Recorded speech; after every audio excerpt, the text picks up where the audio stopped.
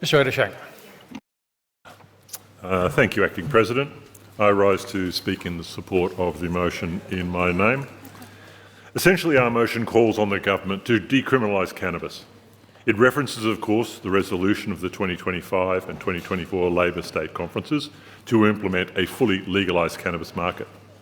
But our motion also calls for the more modest interim step of decriminalisation, the entirely reasonable demand to stop arresting people for the possession and use of cannabis. We entered Parliament with high hopes of progressing the legislation of cannabis. We are Legalise Cannabis after all, the name's on the tin. It seems so obvious from a health perspective and from a justice perspective that the continuing prohibition of cannabis is detrimental and it is expensive. It's based on an outdated stigmatisation of a well-used plant substance, one which nearly 42% of Victorians have tried, 21% use regularly, and 41% supported the decriminalisation, a percentage, I might add, that has increased to 80% in the time that we have been in Parliament. The Parliamentary Budget Office estimates the income from a legal market for cannabis could be $1 billion a year, and that is, we understand, a conservative figure. It's hard to argue against a legal market if you can use money to fund mental health, disability and alcohol and other drug services while simultaneously reducing the costs and resource burden on justice and correction services. The main difference between a licit and an illicit market is that one contributes to the prosperity of the state and the other prospers criminals and works against the health and well-being of our citizens. It's obvious that criminalisation is not making a huge difference to the business model of the criminals supplying cannabis. While cannabis accounted for more than half of all drug-related arrests across Australia since 2021, 90% of those people were arrested, 90% of those who were arrested were consumers, not suppliers. The economic and social opportunities of a legalised market are very obvious, and our party's view are widely shared by members of the Victorian branch of the Australian Labor Party, who voted for the adoption of the legalisation of cannabis without opposition as firstly a floor resolution and subsequently as part of its own health policy platform. That's 2 state conferences in a row with no opposition to those changes. But I'm getting ahead of myself, and I'll return to that question. The war on drugs has proven to be, let's face it, one of the worst and most damaging public policy decisions of all time. In Victoria, we've already spent nearly 100 years and billions of dollars fighting it, and yet people continue to consume drugs. It's really way past time for Victoria to remove this outdated law from the statutes. So when we arrived, we envisaged opening up an adult dialogue with a progressive government. We're a progressive state. We pride ourselves on it, don't we? We'd be up for trying something different, wouldn't we? The former Treasurer saw the benefits of a legal market, why wouldn't he? And we had high hopes of progress based on our conversations with him. We requested costings for a legalised market from the Parliamentary Budget Office, and their report researched the findings from other jurisdictions that have legalised recreational cannabis use. The numbers were good.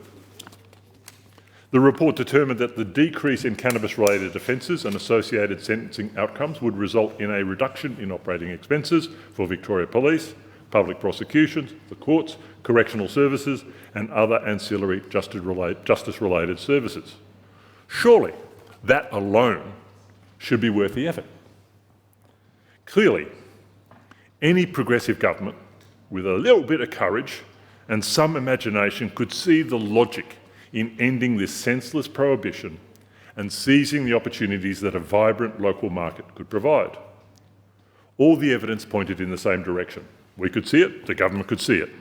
So the question became, how could we work with the government to bring about a reform that is, as Tony Parsons, the former supervising magistrate of the Drug Court, described in his 2025 Pennington oration, the holy trinity of good policy. It's the right thing to do, It's backed by evidence and it enjoys broad community support. But apparently the government needed more handholding. What about an expert advisory panel, we suggested? A group of leading experts to examine the best way to regulate a legalised market that would advance Victoria's public health goals and generate revenue for vital services. A brand new market that could operate equitably and help repair the damage wrought by the war on drugs and its inherent discrimination. A brand new market that could increase opportunities for marginalised communities for our First Nations people. It could be based on some of the social equity schemes operating in other jurisdictions. The possibilities are really very exciting. Well, that idea sank like a stone. No pun intended. Even taking a tiny incremental step towards a sensible and equitable policy was too bold a move for this government. We then suggested decriminalisation instead. Decriminalisation is not ideal. It prohibits the supply side, which still allows criminals to control the illicit market, but as a first step towards a legal market, at least we could stop arresting around 4,000 Victorians each year, people largely from marginalised communities already overrepresented in the justice system. At least we could start undoing the harms associated with arrests and contact with the criminal justice system. And at least we could free up the police, the courts, the jails to deal with the crimes that actually reduce community safety. We introduced our Drugs, Poisons and Controlled Substances Amendment, Regulation of Personal Adult Use of Cannabis Bill 2023 under the name of my colleague Ms Bain. It was a modest bill that would make it lawful for an adult to possess small quantities of cannabis, cultivate 6 cannabis plants for personal use, and gift cannabis to another adult. It's essentially the same scheme that has been successfully operating in Canberra, with a few necessary improvements. During the debate, we heard the concerns of members around children accessing cannabis and the inevitable increase in hospital presentations and carnage on our roads. Unfortunately, or fortunately, that's not the data that was coming out of the ACT. People may cherry-pick evidence from overseas jurisdictions. Some are dealing with the transition to a legal market better than others. But when the data is for decrim, and when it comes from a jurisdiction more or less across the border, and it's looking so positive, you would think it's hard to dismiss. The government rejected our bill, but committed to consult with stakeholders. But they didn't. But being the team players that we are, we agreed to refer the bill to an inquiry. The inquiry into the Drugs, Poisons and Controlled Substances Amendment, Regulation of Personal Adult Use of Cannabis Bill 2023, heard evidence from the justice, mental health and legal sectors, the vast majority of whom were in favour of decriminalisation as a model that would serve the public health goals of harm minimisation and prevention. The committee travelled to the ACT to see firsthand the evidence that the scheme is working as intended. Arrests are down 94%. Cannabis use among young people has actually decreased. There's been no increase in hospital admissions. None of the dire predictions around cannabis decriminalisation have materialised. In fact, we had the privilege to meet with the ACT Chief Police Commissioner himself, and he told us that they had initially had concerns, but none had come to pass. The report was tabled with recommendations, fully supported by the government members of the committee, and to draw on the experience of the ACT in successfully decriminalising the cultivation and possession of small quantities of cannabis for personal use with its associated health, social and legal benefits. The committee also resolved to consider adopting an approach in line with that proposed by the bill, along with any recommended amendments from the report. It's a sensible proposal. It's rooted in evidence and supported by the majority of Victorians. But this government has ruled it out completely. They won't even consider it. We are frankly gobsmacked at the lack of courage, the utter cowardice of that decision. And we're also puzzled. Why wouldn't the government, this progressive Victorian Labor government, support a proposal to stop needlessly arresting people? If you want to forego the illicit cannabis market big bucks, fine.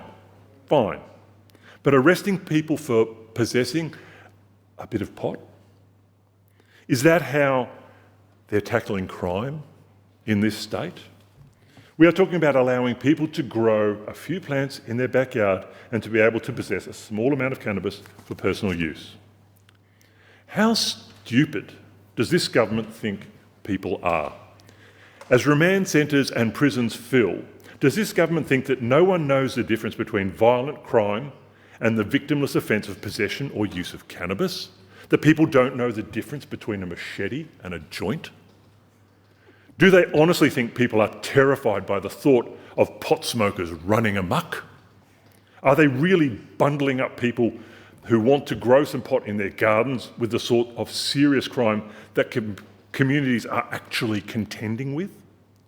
Do they really think the arrest of cannabis users makes people feel safer?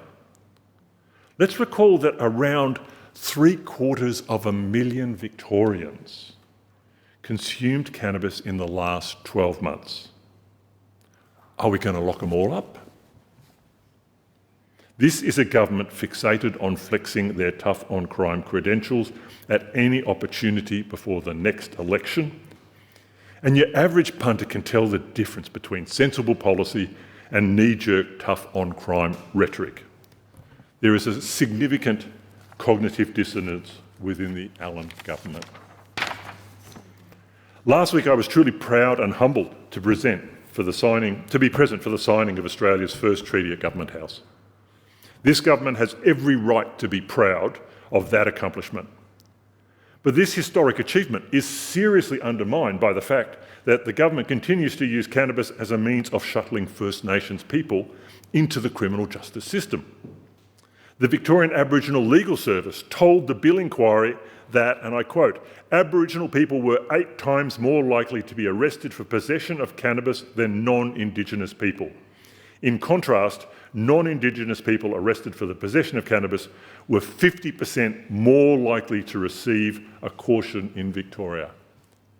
8 times as likely to be arrested, half as likely to be offered diversion. And that is not a novel fact. It's one the government has heard time and time again. I hardly recognise this Labor government as such. I really don't know what they stand for. It's content to rest on past achievements, leaning on its establishment brand. They're about as progressive a government as can be when its policy goals are dictated by the likes of Fifi, Fev and Nick. I hope I got that pronunciation correct this time. Or whatever the Herald Sun leads with on their front page. The Labor Party I grew up with stood for social justice, for equity and for human rights. It was a party of vision that introduced land rights, the Racial Discrimination Act and no-fault divorce. It was a party for workers. And let's face it, cannabis is first and foremost a working-class drug. It was a party that espoused progressive values and policies. At least their members seem to hold fast to the light on the hill and their progressive values. The values these members express, the policies they want to see adopted, are befitting of a movement that introduced universal healthcare and free tertiary education, of a party synonymous with progressive reform. The ALP State Conference resolutions are totally reasonable motions. The delegates to that conference represent the workers of this state, workers from the health, the mental health, the disability sectors, people who work in public housing and homelessness services, workers from the AOD sector, and the aged care sector. They see the underinvestment by this government in those sectors and the impact that it is having on the health and well-being of Victorians, and they propose a common sense solution. Revenue from a legalised market could be very useful to a state drowning in debt. Of course, it would require an agreement between the state and the federal government, but they're both Labor governments, and so it shouldn't really be hard to get some level of collaboration over the division of taxes and income. Let's say and wouldn't it be lovely to have those funds be able to contribute to meeting the recommendations from the Royal Commission into Victoria's mental health system, the reform of the alcohol and other drug sector, work cover, housing, Indigenous health, or even fund our state's contribution to the National Disability Insurance Scheme. We're not pretending it's going to pay for all of those things, but if this government's reached a point where $1 billion is something to sneer at, I think we've all got a big problem. It certainly makes a lot more sense than simply handing it all to the Comancheros. I hope I'm alive to see the day when governments finally wake up to the fact that these policies harm people and enrich serious crime gangs. But if we're not there yet, how about the idea that even the money saved through not policing a victimless offence has utility? It's obviously not as much as what could be derived from legalising cannabis. However, the trauma and harm averted would have huge downstream positive impacts for our society and for our economy.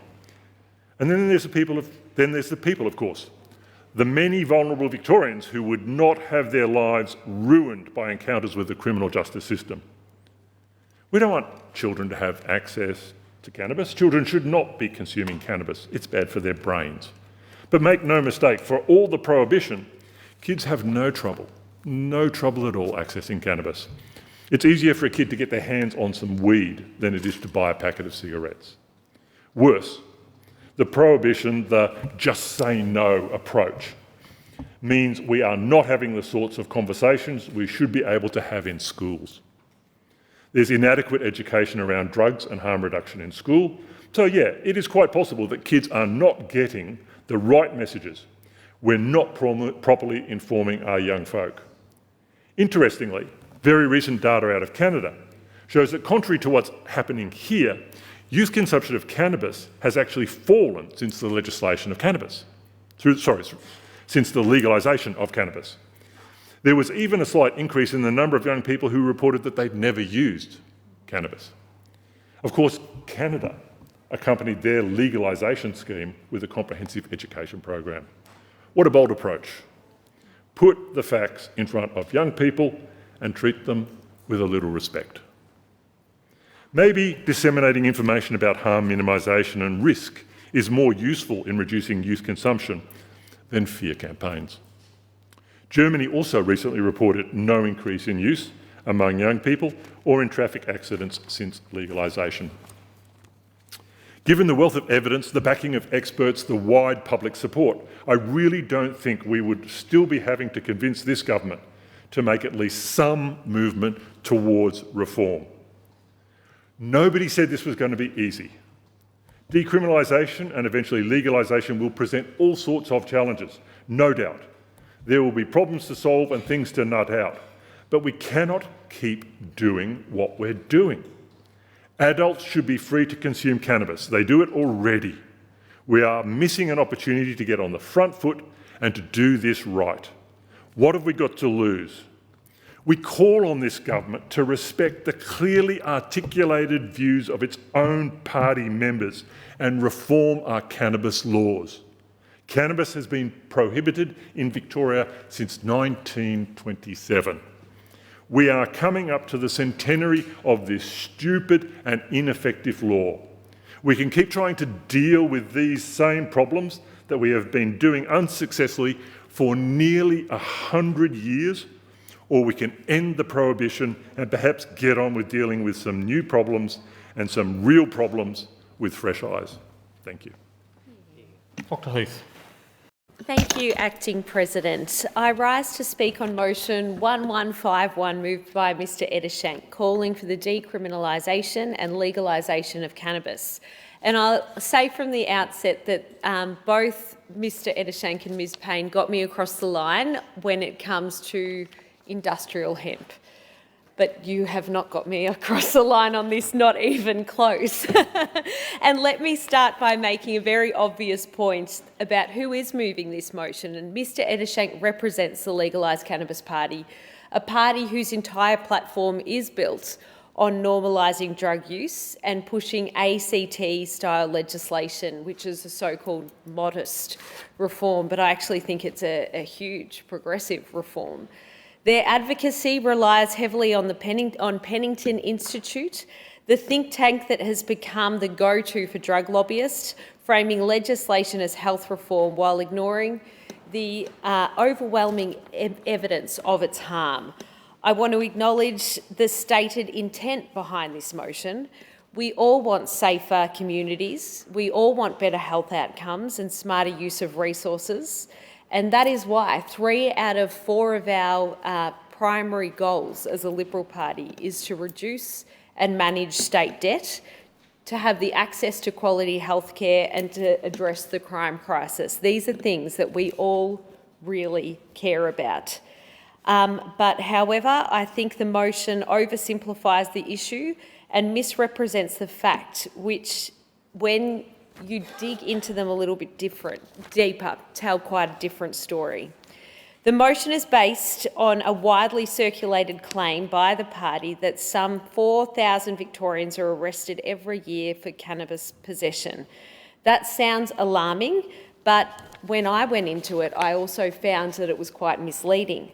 According to the Sentencing Advisory Council, out of 13,758 possession charges sentenced over 3 years, imprisonment was extremely rare. In fact, it's less than 0.6%. It's almost always likely linked to other serious offences like assault and trafficking. Most cases end in cautions or fines, but not jail. No one is being handcuffed or sent away to prison for smoking a joint. This matters because the motion bases its argument on conflating detections with arrests leading to convictions. I think this is an absolutely important differentiation. So I want to talk about the realities on the ground. Victoria already operates under a de facto decriminalisation environment. Every April 20, thousands of people gather in Melbourne's Flagstaff Gardens for the annual 420 rally. What was that, sorry? Well, as way back as 2017, the Vice article reported on 4,000 people openly smoking cannabis in public with minimal police presence.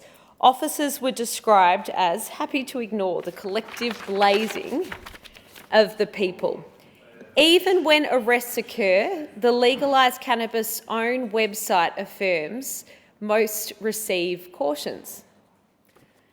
So, is this what this motion calls prohibition? And the claim that cannabis is a victimless crime is also simply and plainly wrong. Cannabis harms are not abstract. They are real and they are measurable. And for me, it's one that's been very close to home by a good friend who was seriously damaged by cannabis. Peer-reviewed research confirms that cannabis is mutagenic and carcinogenic, among other things. It is causally linked to 33 cancers, double the number caused by tobacco, and it is also connected to 90 different birth defects. It is associated with psychosis, depression, suicide, amotivational syndrome, and I noticed we did speak about the reforms in Canada recently, but what was missed out in that was in Canada, 40% of youth schizophrenia cases are cannabis-related. That, I think, is one of the most devastating statistics that we've spoken about here. I mentioned my friend before, a lovely person, life completely ahead of her, seriously damaged with frontal lobe brain damage due to her use of cannabis that has changed the whole course of her life forever. Overseas cannabis legislation has led to spikes in emergency presentations of psychosis and cardiac events. Victoria's hospitals and ambulances are already overstretched. Aiding this sort of spike in cannabis-related harm will only worsen the delays in the outcomes. Magistrate Tony Parsons asked in his 2025 Pennington oration, how often does social reform come along that meets the holy trinity of good policy reform? It's the right thing to do, it's backed by the evidence, and it enjoys broad community support. To that I would answer, cannabis legislation actually falls short on all three. It is not the right thing to do. It is not backed by evidence, and the community is far more nuanced than this motion suggests.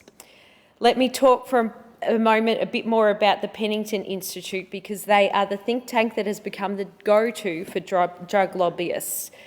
Their cannabis control plan framework legislation as forming it as health reform while ignoring the overwhelming evidence of harm.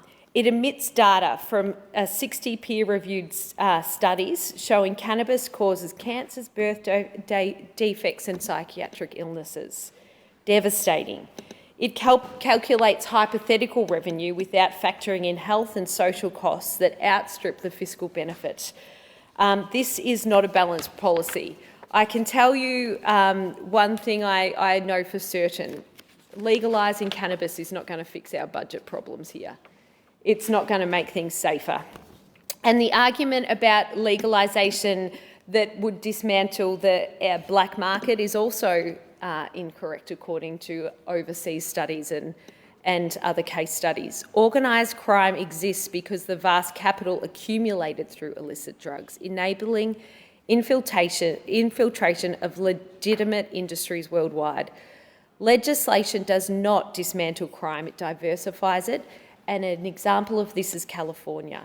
The black market remains larger than the legal market.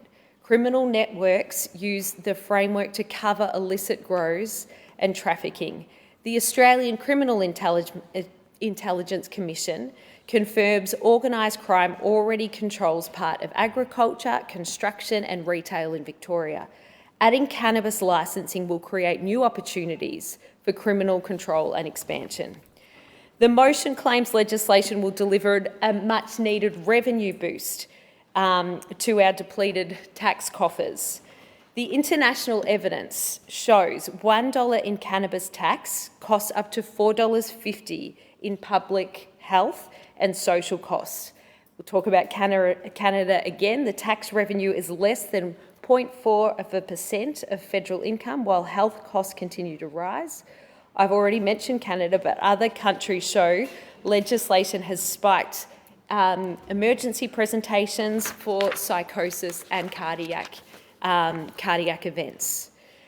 Victoria's economy, its citizens and especially its youth cannot afford another ill-thought-out policy that deepens deficits and strains services. I believe we need a prevention-first approach, recovery-focused approach. We need to invest in mental health and education. We need to increase public community policing and early intervention. We need to fund treatment and rehabilitation, strengthen community programs that keep young people engaged and safe, not stoned and finding more pathways to join other drug communities. This is how we reduce harm, not by commercialising drugs linked to cancer, psychosis, crime and birth defects. Real reform isn't about pushing adult rights through political lobbies or following the loudest voices. It is real policy drawn from a close look at the evidence, drawn from hard facts, properly analysed and protecting Victorians, especially the vulnerable, from harm. So I will not be supporting this motion, and thank you very much. Thank you, Dr Heath. Mr Galea. Thank you, President. Acting President, indeed. I'm pleased to rise to speak on this motion, this creative motion that's been brought forward before us today by Mr Ettershank, and I welcome the opportunity to share a few words and comments on it. Indeed, as I welcome the apparent defection of both Mr Ettershank and Ms Payne to the Labor Party. We look forward to welcoming you both with open arms. Ms Payne, I'm sure your application would be readily accepted. Mr Ettershank, you may have to go through a few more processes. A few more checks and balances, I think, might be in order, but give it your best and hopefully you'll be joining us on these ranks soon in your lovely crimson red new shirts that you have as well. We certainly embrace your embracing of parties very strong, very proud and long-standing democratic values and values of transparency as well, which I think is really, really important. Going to the point that our party conferences are indeed public. You can go online and access the policy platforms of various policy committees, the proposals, the motions that get up, the motions that don't get up, and indeed partake, and we invite journalists in as well. And it's quite a democratic, open and accountable process that really does highlight the strength of this party that I'm proud to be a member of, and the mighty trade union movement and the mighty rank and file branch members that bring us together at our robust and democratic state conferences. And indeed, it is the forum, the appropriate forum for our party to hash out these proposals. Now, as I know you do know, Mr. Ettershank, it is not a straightforward connection between a party decision at state conference and the policy position of the state government. Though there is a strong relationship there, it is not as simple as you make it out to be. And indeed, we do cherish the fact that it is that we do have that democracy, that we do have a safe space at least when it's not Green Party activists storming and crashing into our state conference like we saw last year. Noting as well that in that particular, I'm not sure if Legalise Cannabis, if your state conferences are actually publicly open and accountable. I know the Greens aren't. They lock the doors and no one can else, or no journalist can go and see what happens in there. Even the Liberals have their doors wide open, and you have your doors wide open on other doors in this place too, probably a little bit too much. But I know the Greens keep the doors shut for their state conferences. Do you have open state conferences? Can media attend?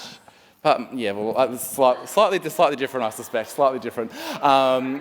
But it would be, I'm sure you do, it would be very good if you could learn from the Labor movement, in fact, and demonstrate those same principles of accountability, of public accountability, that being a major political party in this state comes with that public responsibility as well. And I would encourage you to follow in the lead. That is, unless, of course, you do decide to proceed with your application to join the Labor Party, which will be welcomed, certainly, no doubt. Now, there's been some wide-ranging contributions already in this place about the different models of reform that are before us, and I will confess, Mr. Ettershank, I note that you did spend some time talking about the ACT inquiry that a number of us in this room, in fact, undertook earlier this year. That was a decriminalisation model. That wasn't a full tax and control and spend model. Noting, of course, Mr. Ettershank, that as I'm sure you're aware, any sort of taxation-based model would be seeing a constitutional issue with the federal government being the one to collect those taxes and the state government then left to deliver the services. So indeed not an insurmountable problem, but certainly a major challenge that would be presented before your more extreme ambitions of a full legalised model. The inquiry that we undertook did focus on that model of decriminalisation, and I've had the opportunity to speak on that inquiry in this chamber on many occasions, and indeed some very interesting evidence that we saw both in the ACT and then back here in Melbourne in relation to that proposed model. And what was clear is that in the context of the ACT, it was a model that works well. But it's a context that we need to bear in mind, and that's the context of it being quite a unique jurisdiction in the Australian federal system, but also indeed the pre-existing scenarios of what you could call the semi-decriminalisation that had already been undertaken in the ACT in the decades leading up to it, including, amongst other measures, the simple cannabis offence notices that they had in place of a $100 fine prior to them bringing in full decriminalisation. So I think it's important to bear that context in mind when you are looking at the government's response to the inquiry. It's important to bear those things in mind, that one such success does not necessarily guarantee the same results elsewhere, and you have to ensure that the other settings are right and in place in order to achieve that. Now, when you look at the track record of the Allan Labor government, I can certainly see why those who support progressive policies and support progressive reform would be joining our great party. When you look at us being the first state in the nation to introduce medicinal cannabis for treating patients who require it. And indeed, we have seen just in the last couple of years some further reforms, both in regard to the ongoing track trial, but also indeed providing that legal defence for someone who is using medicinal cannabis so that they are not unfairly punished, and that if they are driving, they've got a legal defence if they can justify that they weren't intoxicated at the time. And indeed, in doing so, being the third speaker on this debate so far and mentioning this policy reform, it would be remiss for me to not also mention the good Dr. Tony Parsons, who played a significant role in supporting both your party, Mr Ettershank, in supporting the government in formulating a work through of that very tricky and thorny issue, and commend him for his work. We've also brought in the medical safe injecting rooms in Richmond and seen the life-saving changes that has had as well. And indeed, just as recently as yesterday, Minister Stitt was in the chamber updating the House on the phenomenal, frankly, success of Victoria's implementation of pill testing. And we've seen in the first 6 weeks of operation, we know that more than 500 samples were tested, harm reduction conversations conducted with nearly 300 people. And going to the importance of that particular initiative, the most important time that you can talk to someone about drug harm is quite literally just before they take it. Now, we all remember Harold the Giraffe at school, or I'm sure most of us remember Harold the Giraffe. We're a particularly blessed nation that we can all have that childhood memory, that collective memory of being taught about drug and alcohol by a big yellow giraffe in a van that's parked outside our school. And that's a valuable time. It's a valuable time as well to be teaching young people about the risks and other scenarios that relate to any sort of drug and alcohol use, but it's also most important to be having those conversations right when it matters the most, and that's where the pill testing model has come in. And indeed, we know that for 1 in 4 service users in that first 6 weeks of operation, that conversation was their first conversation that they'd had about their substance use with a health professional. Really, really important statistic. 1 in 4, that was their first conversation. The early intervention possibilities that can come through that point of not coming from a judgmental lens, but coming from a public health lens of this is what you're actually taking, this is what it could do to you, these are the effects, even if it is taken as intended, even if it is what you think it is, this is what you need to be prepared for. And that is something that saves lives as well. But indeed as well, what else saves lives through this program is 2 drug notifications issues that have come through the pill testing program for, as the Minister said, for counterfeit oxycodone pills that contained nitazines, which is a synthetic drug 500 times stronger than heroin. Quite a chilling statistic yesterday, and a very dangerous thing for anyone to be taking or contemplating taking, and indeed in too many cases without pill testing would be unwittingly taken as well. There is also, of course, Acting President, the statewide action plan on drug use, and whether it's through the investment of $95 million in this year's state budget to support the new statewide action plan to address the drug harms across the community, including expanded statewide services, targeted support for drug users in the CBD of Melbourne, and strengthened leadership and oversight with a raft of measures included in that broader package. On all of these measures, you can see considerable progress that has been made, including just as recently as the past year, as I refer to again to the impacts on driver's licences for people who do take medicinal cannabis and need to drive. Significant reforms that are continuing to take shape, and I can well understand, Acting President, why all members in favour of sensible, pragmatic and progressive alcohol and drug reform in this state would be queuing up to join the Labor Party. Thank you. Ms Payne. Thank you, Acting President. I rise to speak on motion 1151 in my colleague Mr Ettershank's name. Earlier this month, alongside stakeholders from a wide range of sectors, including the health, legal and AOD sectors, we wrote to the Premier to express our deep concerns about the Victorian Government's decision to oppose the decriminalisation of cannabis, following the inquiry into personal adult use of cannabis. As organisations who witness the far-reaching and harmful consequences of these outdated laws on our most vulnerable Victorians, we called on the Premier to urgently reconsider this decision. We noted that every year in Victoria, an average of 7,805 people get caught up in the criminal justice system for possessing small quantities of cannabis. with 3,812 of these people arrested. And I note Dr. Heath's contribution in making reference to those arrests, and I will highlight that this data actually comes from the Crime Statistics Agency on individual arrest rates. Now, Victoria's ongoing criminalisation of adult use was shown through the inquiry to unfairly target Aboriginal communities through discriminatory policing. Aboriginal and Torres Strait Islander people are 11 times more likely to be searched by Victoria Police and 8 times more likely to be arrested for cannabis possession, while non-Indigenous people are 50% more likely to receive a caution for cannabis possession.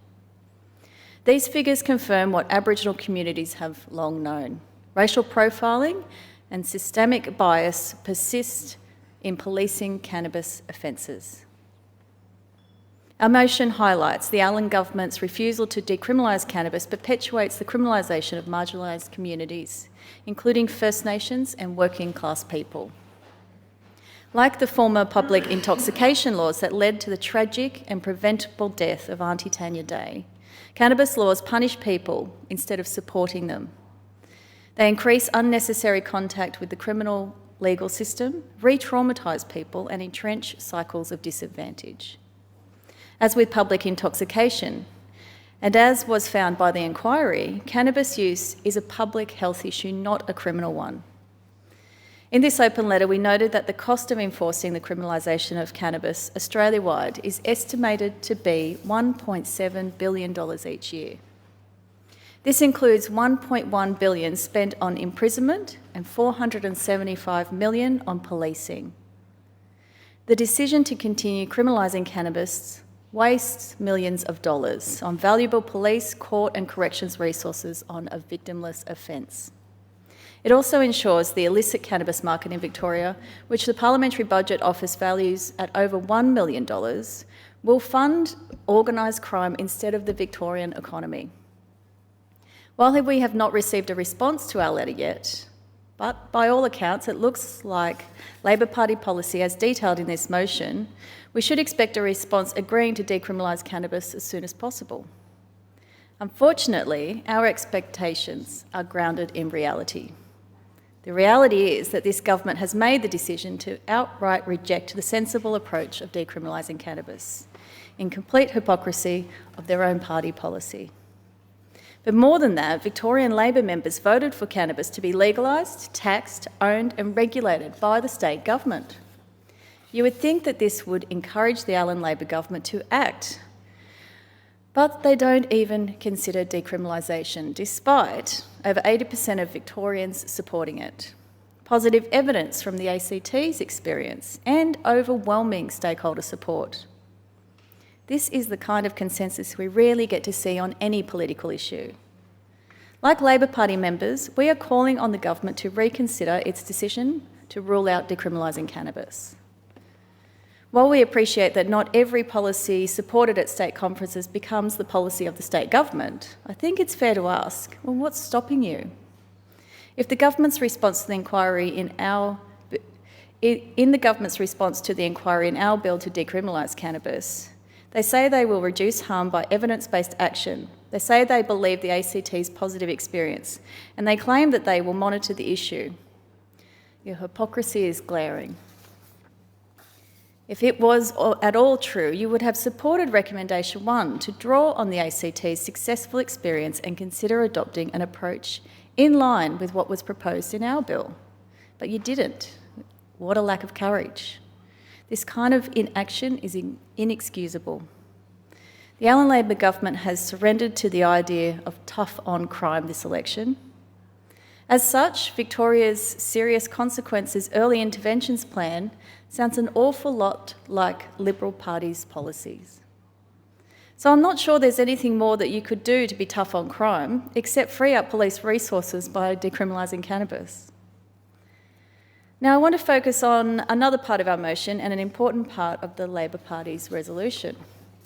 That is that funds generated by a legalised cannabis industry would be used to fund recommendations for the Royal Commission into Victoria's mental health system, the reform of AOD, the reform of the alcohol and other drug or AOD sector, the reform of WorkCover and WorkSafe, health-led housing, Indigenous health, and part of the state's contribution to the National Disability Insurance Scheme.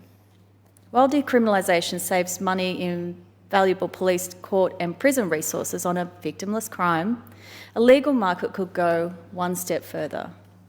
Instead of funding arrests and incarcerations, we should be funding mental health services, housing, and other vital social infrastructure. At a time when these services are crying out for support, it is shameful that this government's inaction is stopping them receiving it. When it was announced that the Allan Labor government would introduce pill testing following the joint advocacy of Legalise Cannabis, the Animal Justice and the Greens parties, we had hope. A hope that this would be a government who listens to the evidence. A hope that they would have the courage to make the right decisions, and a hope that harm minimisation would be a priority. I am disappointed, to say the least, but I am not entirely without hope. And to echo the comments of my colleague in quoting His Honour Tony Parsons, cannabis law reform is the whole trinity of good policy. It's the right thing to do. It's backed by evidence and it enjoys broad community support. While the time for change is now, I remain hopeful that even if it doesn't happen now, it's only a matter of time. Get on with it, heed your own policy, and start by decriminalising the personal use and possession of cannabis in Victoria. Thank you. Thank you. Mr Limbrick. Thank you, Acting President, and I thank Mr Ettershank for bringing this motion today. I won't go into the parts of it where they talk about Labor Party policy. I think that's a matter for the Labor Party. But I'll say this, a cannabis market will exist in Victoria, will continue to exist in Victoria, regardless of what this parliament does. The real question that we are facing as a parliament and as the government is facing is, do we want that market controlled by organised crime, or do we want it to be a legal regulated activity? And at the moment, the major parties seem to err on the side of letting it be controlled by organised crime, because that is exactly what's happening at the moment. Now, I note Mr Ettershank made the progressive case for legalisation. Well, let me make the case to Conservatives. If they truly claim to be wanting to be tough on crime, and they're offered a magical button that would vaporise, as Mr Ettershank pointed out, that would vaporise a $1 billion market, and they chose to not do that. And the reason that they choose not to do that is because they disrespect the individual choices of people. They disrespect their freedom because they choose to consume a flower that the Liberal Party doesn't like. I mean, you can't get more anti-freedom than that, I don't think. And it's a real litmus test of whether someone really, really believes in freedom or not, whether they want to regulate flowers that people consume or not. It's absolutely crazy. And as I got my own research done by the PBO about the amount of police time, it was published this morning, and they did a very good job on this, I might add, and I recommend everyone to go and look at it. It's public now. Looking at how much police time is actually used on policing cannabis. And in the 24-25 financial year, it was almost 57,000 hours of police time. 57,000 hours. With all of the crime problems that we have in this state, with,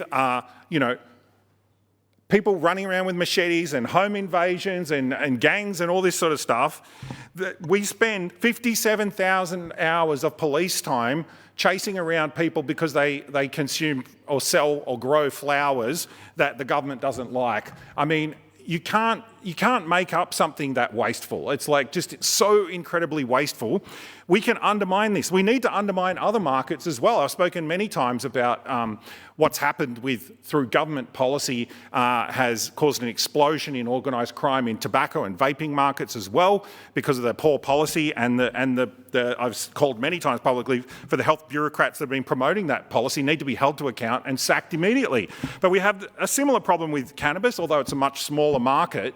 We still have this market with billions of dollars in Australia, totally controlled by organised crime, and we just continue to go ahead with this failed policy, and as if magically having this is going to fix things. And the idea that legalisation is going to suddenly cause all of these people that wouldn't consume cannabis otherwise to suddenly have it or suddenly desire it, You know, who are they? Can you name these people, who they are? Because pretty much everyone that I've ever met that wants to get their hands on cannabis in Victoria can do it.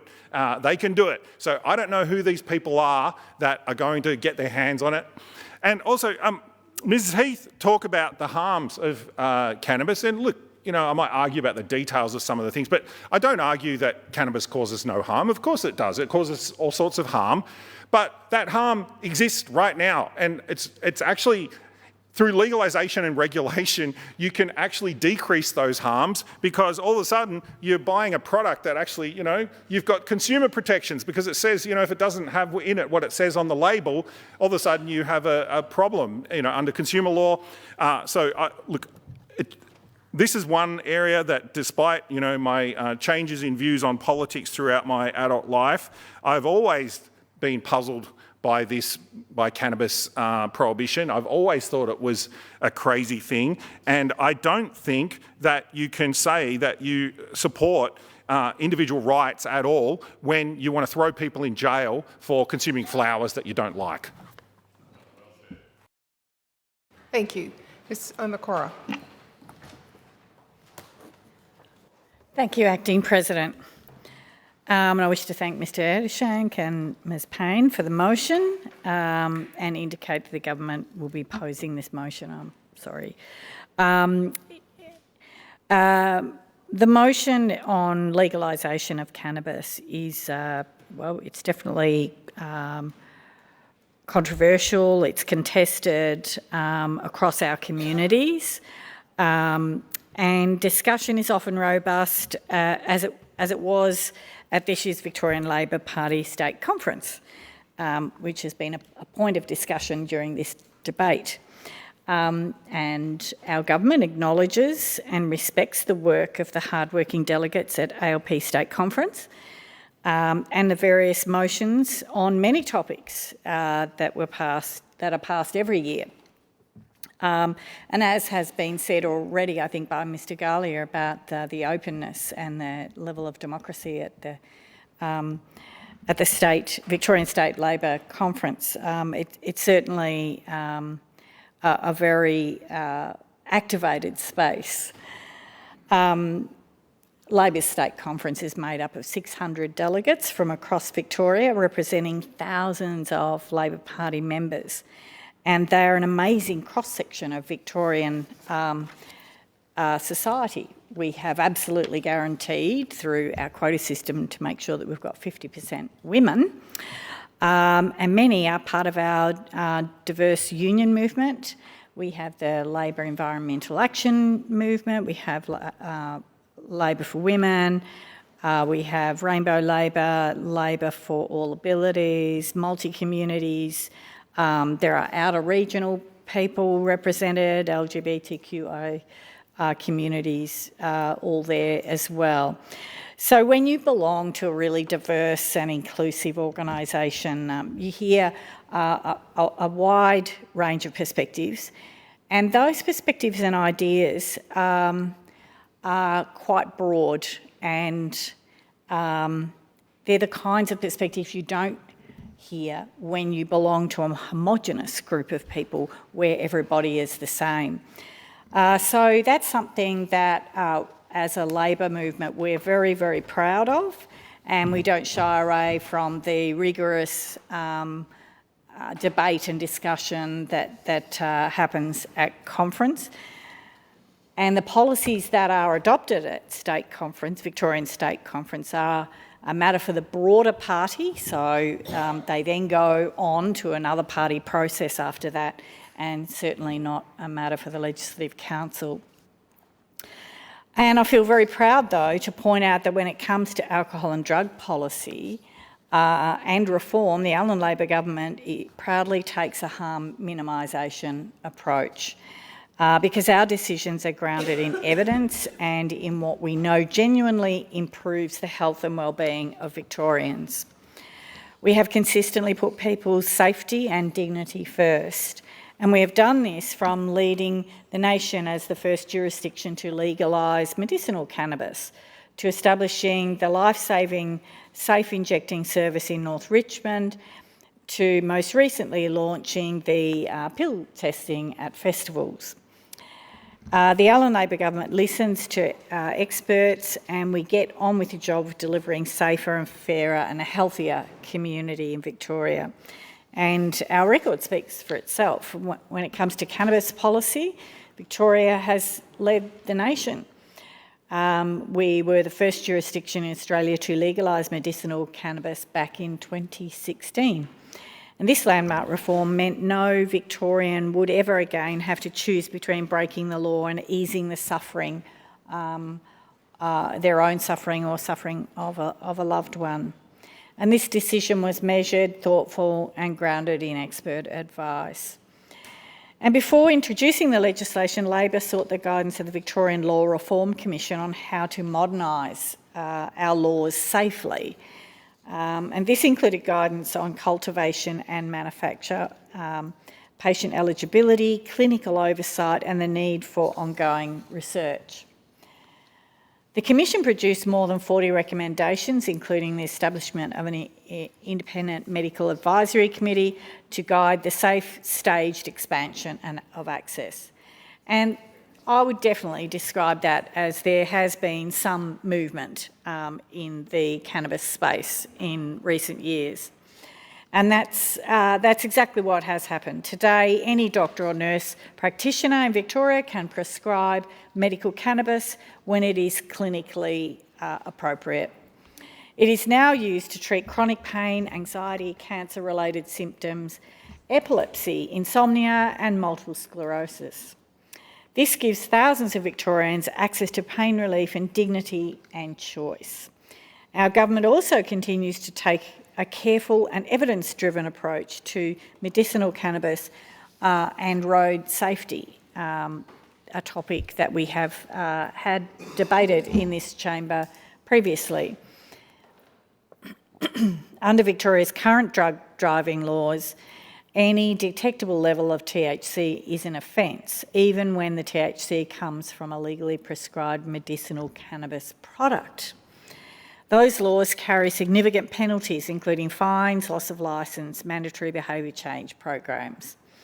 Last year, in November 2024, the government supported a House amendment from the Legalise Cannabis Victoria Party to introduce a fairer and more nuanced approach. The amendment came into effect on the 1st of March 2025 and will provide magistrates with discretion regarding a licence cancellation for anyone with a medical cannabis prescription should they wish to contest the licence cancellation in court. Contesting the licence cancellation in court will enable magistrates to consider all available evidence, including evidence of impairment, to make a decision. And it will remain an offence for drivers to be detected with THC in their system. And the change does not impact impairment drug driving laws, which we've debated this topic of impairment and marijuana before. And we know that there's a significantly differential impact from human being to human being, and work is underway to try and understand the science of how to regulate that based on science. So currently what we do know is that the evidence on the real-world impact of prescribed medical cannabis on driving performance is still limited. That is why the Victorian Government is investing in world-leading research, including a closed-circuit driving trial. This is a world-first study examining the impact of medicinal cannabis on driving in real-world conditions. The trial began in late October 2024 as part of a $4.9 million commitment to building proper evidence base to guide future policy. This is responsible for reform, protecting road safety while ensuring our laws are informed by science and stigma. And another more recent example of reform is the establishment of pill testing. Pill testing reform is about reducing harm and keeping people safe, and it provides a controlled, supervised service where trained chemists and health workers can analyse the contents of a pill or other substance and tell people exactly what they're about to take. And we all know that too often young people make risky decisions based on misinformation, peer pressure, or belief that they already know what the drug contains. Pill testing disrupts that risk by giving them clear factual information and connecting them with health advice on the spot. This trial is about saving lives by providing critical harm reduction service. And we've got some funding announcement just recently that a new round of festivals will be funded for pill testing, which includes the Pitch Festival near Moyston, just at the foot of the Grampians hillside there. That was also had pill testing last year, and it will be again funded to do pill testing this year. The Allan Labor government has a statewide plan to find solutions for many drug harms. That is, we have committed $95 million to support a statewide action plan to address drug harms across the Victorian community. So I will conclude my contribution there and thank you for your motion today. Thank you. Mr Mulholland. Thank you. I wasn't planning on speaking on this motion, to be honest, but I was watching the contribution of Mr Limbrick from down in my office, doing some work, and thought I'd just have to come up. And make a contribution and defend my colleague Dr Heath at the same time. The lecturing from a pure philosophical point of view, as Mr Limbrick often does,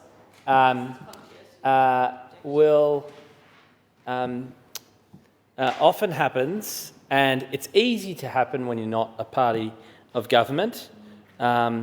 It's easy to happen from that point of view, but I'm not going to be lectured. Dr Heath shouldn't be lectured, and the Liberal Party shouldn't be lectured about, you guys want to talk about freedom. And you guys want to talk about freedom, and you guys, and I'm unhappy about a flower, because I'm not going to take lectures from someone who voted to extinguish the human rights of people that were wronged by the government. And so I think in a position to do so, based on practical realities, Mr Limbrick also makes decisions that might not align with a clear philosophical point of view, and so I don't think it's fair to attack Dr Heath or attack the Liberal Party for having a position on this issue and having a position that is quite different on this issue. I note that Mr Limbrick probably wouldn't like the word owned and regulated by the state government in the Labor Party conference motion. I can't imagine him supporting that. Is there, I know, former members of the Communist Party might be pleased with the progressive flank of the Labor State Conference. But is there anything the Labor Party grassroots members don't want controlled, operated by the government? But I guess I'd give a little bit of advice. If I could give a little bit of advice, and I'll get on to the Labor State Conference, but if I could give a little bit of advice to my friends in the Legalise Cannabis Party, and a little bit of a hot tip. The Legalise Cannabis Party was elected with 2 MPs on one issue. And I know plenty of people on the right of politics that also voted for the Legalise Cannabis Party, because as outlined with the name, it is one issue. So you would think the Legalise Cannabis Party would be doing everything possible, everything in their capacity as very influential members of the crossbench with very key to the government getting through any reforms possible. You would think they would use that ability.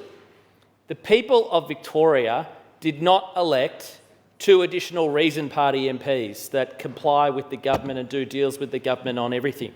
That's not why people voted for the Legalise Cannabis Party. They voted for the Legalise Cannabis Party to legalise cannabis. They did not vote for the Legalise Cannabis Party to be an additional voting bloc with the Greens or be an extension of the Labor Party's numbers in this place. So my advice would be to get back to pursuing the one thing that people brought you here for, which is what you're doing today. But my one bit of advice is maybe just don't comply with government legislation for the rest of this term. They voted you here for one reason. And watch how quick the government tries to act on this if you do that.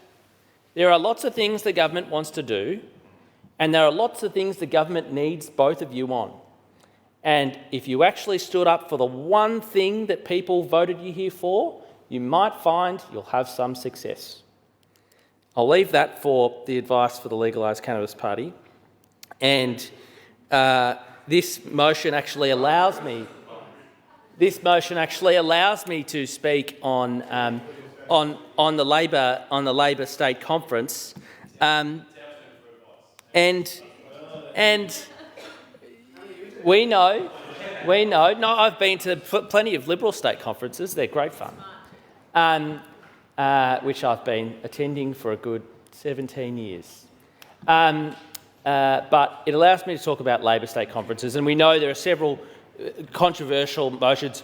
Labor state conferences seem like, from the policy proposals being put forward, seems like what the normal things you'd be hearing from the Greens members of this place is what the grassroots members of the Labor Party seem to think. Again, everything controlled, regulated and taxed by the government, almost controlling the entire supply chains.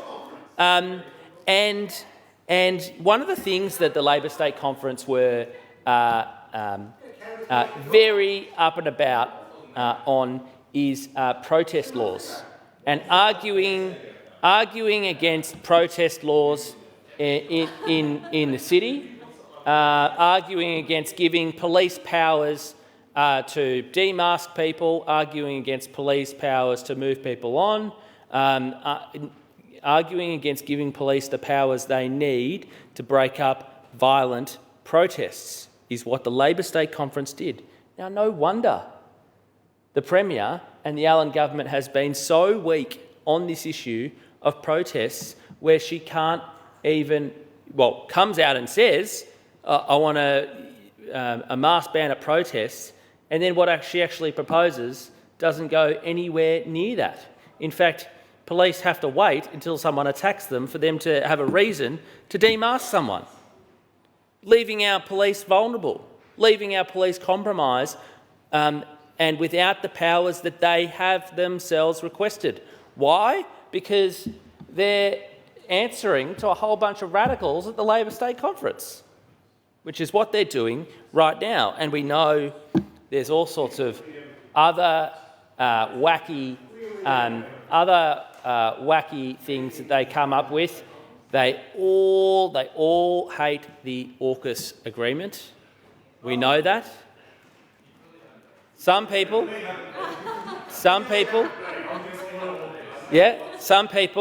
again, I know, we saw this last week, I can usually trust Mr Erdogan on these kind of issues. Yes.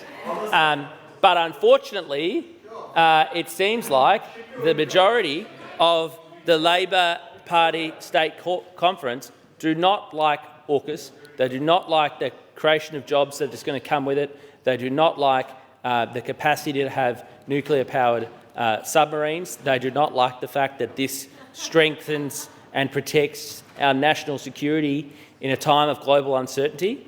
And so there's all sorts of wacky motions. Now, we, of course, all saw last year, might have been the year before, last year, I think, the scenes at Labor State Conference where members of the Greens political party came to visit the Labor Party State Conference at Moonee Valley Racecourse. Unfortunately, that caused a bit of a lockdown, so I read. But I would not be sufficiently taking the advice of the Labor Party State Conference as gospel on these kind of issues. Yeah, that's my additional advice. I'm not sure that the Labor Party State Conference is the best place to start for good policy in this state. Thank you. Mr Paul Yelly.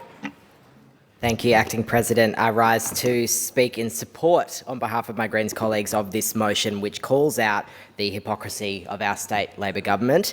As has been noted already in this debate, the members of the Victorian Labor Party at the grassroots level clearly support decriminalisation of cannabis for the last 2 years, having voted in support of it at their state conference, and yet this government continues to ignore these members and ignore the evidence. The government ties itself up in knots to acknowledge the medicinal cannabis benefits while still supporting the criminalisation of recreational use. We need a health-based response to drug use in our community and not one that sees people locked up, increasing the burden on our courts and our community legal centres on individuals who are caught up with fines and charges they can't afford or worse. The system is not working and it's time for a change. Imagine how much could be done to prevent crime and to focus on early intervention programs if there was not so much time and energy and resources being expended on charging and locking up people over a plant. What we've seen from this state Labor government is reactionary justice policy that seems to come straight out of a Herald Sun playbook. The raft of new laws and so-called tough-on-crime responses seeming to be written on the fly. We literally saw an announcement from the Premier last week with no legislation ready to back up the policy. They are just throwing ideas out into the void, hoping they'll stick, hoping the public will support them and that this will translate somehow into votes come election day.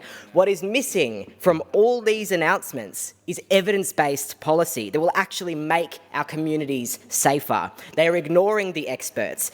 People like the community legal centres who are begging them to offer solutions that will actually tackle the root causes, that will build our communities in a way that prevents crime from happening in the first place. For a criminal legal system that is fair and just and that doesn't disproportionately capture marginalised communities and does not drive people to reoffend. We need way more investment in early intervention and community building programs, investment in public housing so that everyone has a safe and secure place to live, more social support and an increase to income support payments so that people in our state are not trapped in poverty. There's lots more that can and should be done, but these tough on crime slogan campaigns is not it. Around 4,000 people are charged with cannabis possession in our state every year. We should be keeping these people out of the system by legalising and regulating cannabis. Labor grassroots members have voted for what has exactly been Greens policy for years. We want to see a state government-owned and regulated legal cannabis industry where the taxes raised are reinvested back into social supports that benefit people who use drugs and the wider community. Labor grassroots members know it, the Greens know it, crossbenchers know it. Now it's time for this Labor government to act. Thank you. Mr Batchelor. Thank you. Thank you, Acting President. Very pleased to rise to speak on Mr Ettershank's motion. Obviously, the topic of cannabis law reform in the state is one that Mr Ettershank, Ms Payne and a few others and I have had an occasion to discuss on previous occasions, being members of the Legal and Social Issues Committee in our inquiry into the bill that Ms Payne introduced that mirrored the settings in the ACT. We conducted an inquiry, which Mr. Ettershank in his report, in his contribution, and Ms. Payne as well, talked through in some detail. So I won't traverse that territory again.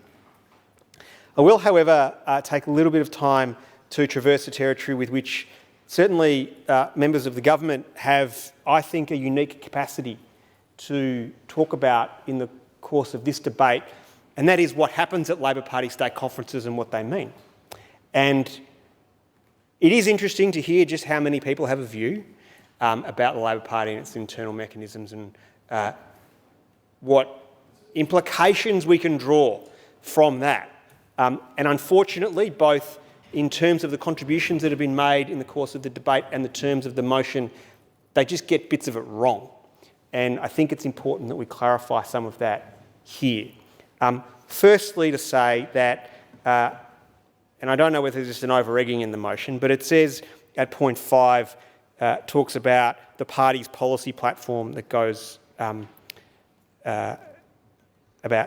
respect to cannabis decriminalisation. And you can find a copy of the Labor Party's policy platform on the Labor Party's website. You can just Google it if you'd like. There are 2 places where cannabis is described in the Victorian Labor Party's platform 2022 to 2026 at 2.7.1 and at 5.1.7. And both of those contain the same words, which is that Labor will continue to support access to medicinal cannabis. That's it. There's a range of other matters that we traverse in terms of harm minimisation, alcohol and other drug services, but if this motion purports to tell you what's in the Labor Party's platform, that's what's in the Labor Party's platform, nothing more, nothing less.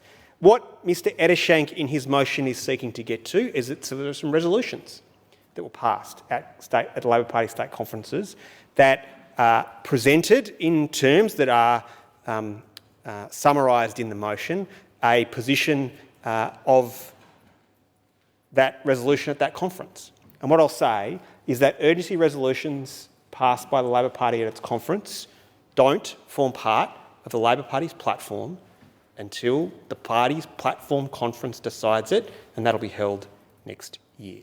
So we just need to really clear up what is in the Labor Party's platform and what's not in the Labor Party's platform, and I think we should do that from people who are members of the Labor Party and attend Labor Party conferences, not people who aren't. And if anyone in this chamber wants to come along, if anyone in this chamber wants to see the light, it's a light on a hill, but see the light nonetheless, make the conversion. I'm sure that you can. There are some organisations that remain prescribed organisations in the Labor Party's rules, for good reason, I should say, for good reason. I won't go into that now because there's a bit of tension in our history about it. But they remain prescribed organisations, but unless you're members of those organisations, come along, we'll let you in and you can and you can enjoy watching our proceedings. The next thing I just want to quickly clarify is, again, a little bit of confusion that exists in the course of the debate here about, and it's in the motion, about this, this revenue nirvana that a regulated cannabis market in Victoria would create. And it says in the terms of the motion that, that a marketisation of the cannabis industry in Victoria would lead to a revenue nirvana and be able to fund all these services. Now, that is a position that is advocated by Mr. Ettershank. I'm not sure that it is entirely consistent with either the Constitution of the Commonwealth of Australia or the decisions of the High Court, because, as we know, under the terms of the Constitution, Section 90 grants exclusive powers with respect to excise to the Commonwealth. And the High Court in Ha and New South Wales, and more recently in the Vanderstock decision, held that states can't levy an excise on goods. That's why we don't have excise on tobacco anymore. We used to, the state used to levy an excise on tobacco, but we don't anymore because the High Court in Ha ruled it unconstitutional. It's the exclusive power of the Commonwealth.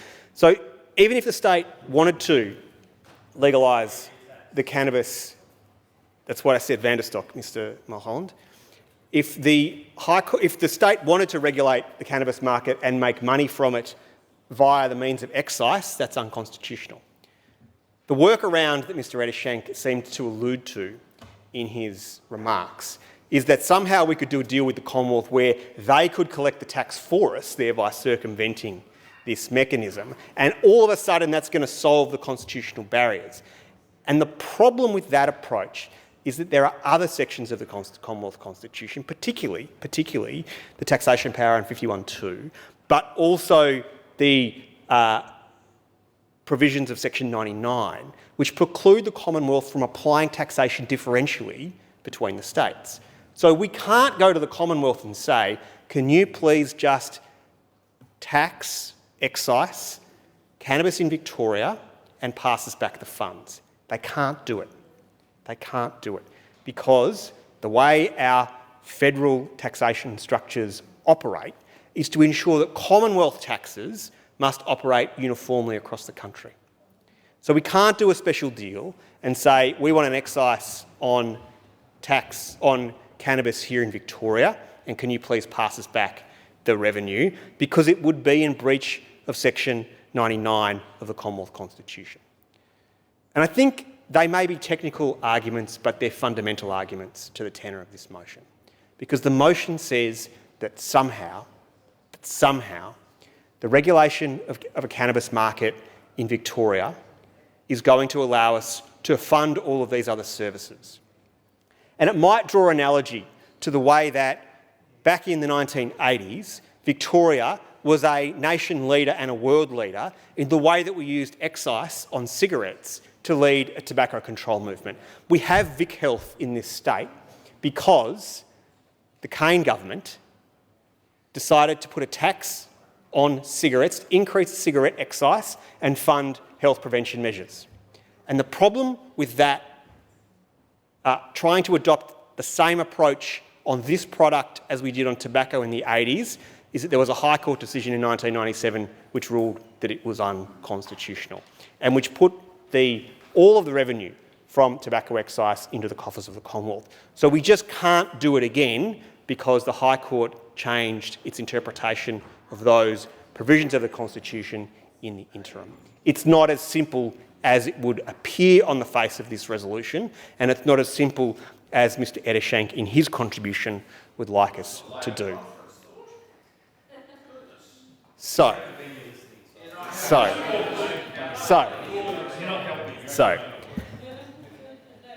what we have in this state is a government that is both committed to, as our platform indicates, supporting medicinal cannabis.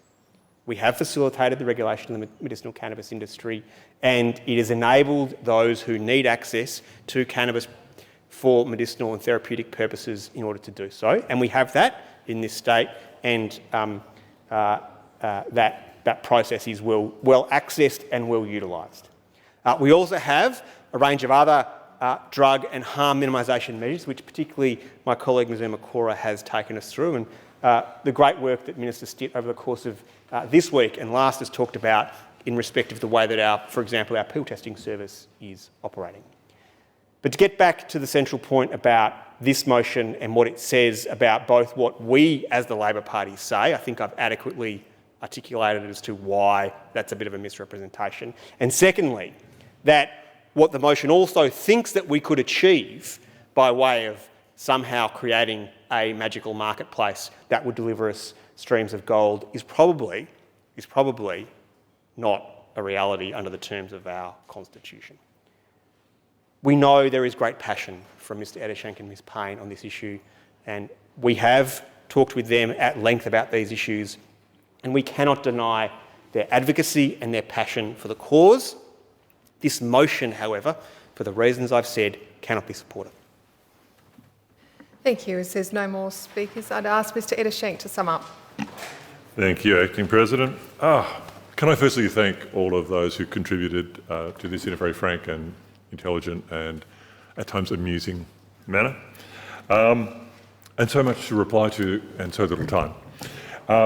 Can I say first of all, to pick up Dr Heath's point about Pennington as being the go-to place for advocates of drug reform, could I remind you that until earlier this year, the chair of the Penn Institute was indeed Catherine Greiner. Yes, that Greiner. Can I remind you also that in terms of the Pennington Institute itself, we're talking about, if you look at their board of trustees and directors, it is a royal suite of leading medical and health experts, okay, that oversees this. This is not some sort of bolshy, a go-to place for advocates of drug reform. Can I also just put some history in this too? And if I may just speak in the context of Pennington and also Mr Davis, who I'm really glad has joined us today. In this place, so Pennington was obviously employed in this place when you guys used to remember, I don't know, do you remember, or some would, sitting on this side of the chamber. Of course, Pennington recommended the legalisation of cannabis. And Mr Davis made a very, very erudite, and I genuinely compliment Mr Davis, on his speech in May of 1996, endorsing legalisation and expressing a very valid concern that it could lead to increased use of tobacco in Michigan. And I mean, it came that close to being done almost 30 years ago. And in reading the debate at that point in time, it is to us deeply, deeply depressing that we're still talking the same garbage. We're still having the same futile arguments and dancing with shadows, or as Paul Keating would say, wrestling with a column of smoke. Doubly appropriate in this context. I was really disappointed, Dr Heath, to hear you quoting extensively Drug Free Australia, an organisation, as we saw in the hearings, were most prominent in their submissions in that they almost totally footnoted only their own publications. And I'll perhaps just leave it at that because the rest was just embarrassing. In terms of the other thing I just put into some perspective, you quoted some really impressive stats. Most of them came from Drug Free Australia, so let's just treat them with great dignity. But can I just suggest, if you want a simple indicator, look at the table of harms, yeah, and look at all of the other drugs that cause so much damage to people's health. And right down the bottom there, about number 15 or 20, you'll find cannabis. Yeah? So if we can get rid of the other 20, that'd be great. In terms of the contribution from our Labor colleagues, can I first of all thank Mr Gallagher for your generous invitation. I think there was something about inducing parliamentarians, but let's not go there. I guess in taking Mr Gaius and other contributions, we've heard about how the Labor Party State Conference is representative of a broad cross-section of society, and yet they voted unanimously. They voted unanimously to do that. Can I just say, in the context of Mr Batchelor's last contribution about the Constitution, you're wrong.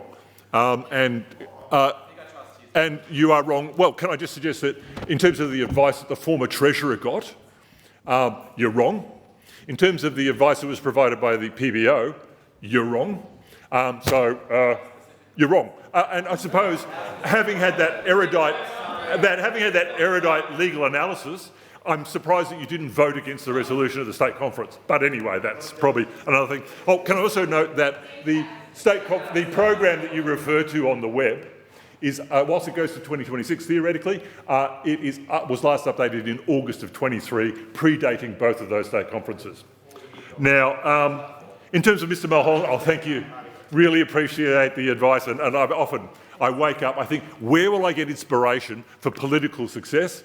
And I go, far out. I'm going to go to the Victorian branch of the Liberal Party. I mean, they know how to do their stuff. I love you all dearly, but like, seriously, I'll give you a yell if I need advice. Thanks.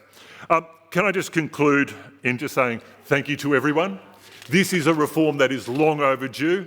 Yes, we have used the Labor Party platform as a foil, but at the end of the day, the case for reform, whether it's legalisation, decriminalisation, is overwhelming, and we call on the government to take action. Your time's now expired, and the time allocated for this debate under Sessional Order 3 has expired. The question is that the motion be agreed to. Those of that opinion say aye.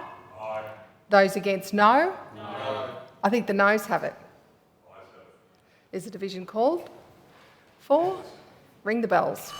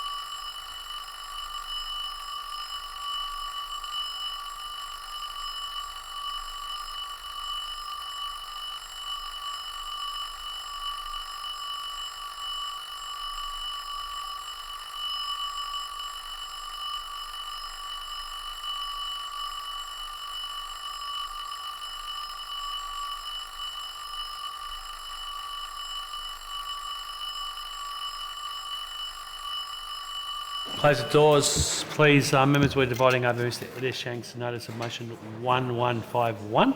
Can I invite members who are voting for that motion to now stand in their place, please?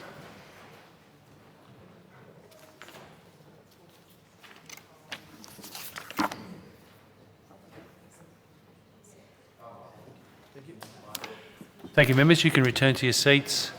Can I invite members who are voting against the motion to now stand in their place, and can I indicate I'm voting against the motion?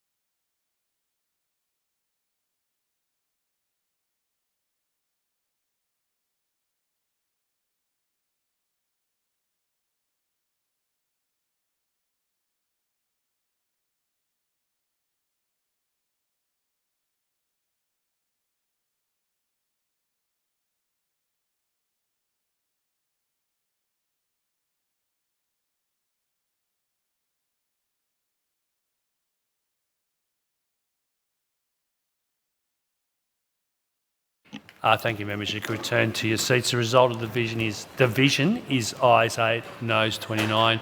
Therefore, the motion's been defeated. If people want to leave before I call the next item.